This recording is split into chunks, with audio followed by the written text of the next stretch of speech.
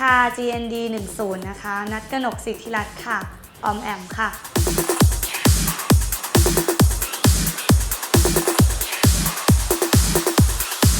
รู้สึกดีใจแล้วก็ตื่นเต้นมากเลยค่ะที่เข้ามาถึงรอบลึกในรอบ10 คนสุดท้ายค่ะ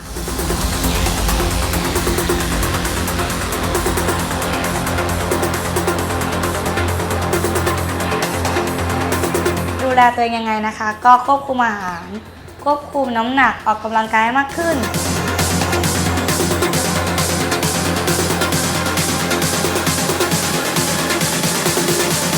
นิสัยส่วนตัวของออมแอมนะคะก็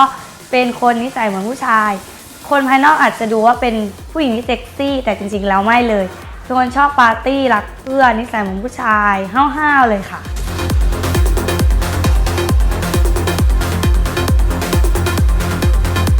เซ็กซี่ตรงส่วนไหนก็น่าจะเป็นรูปร่างนะคะแล้วก็สายตาที่มอง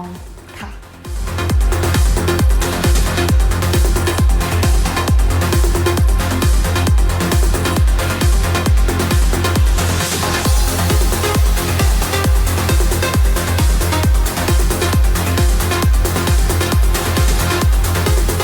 ยังไงก็ฝากหนุ่มๆที่ดูอยู่แล้วก็คนที่ชื่นชอบออมแอมนะคะฝากโหวตให้ด้วย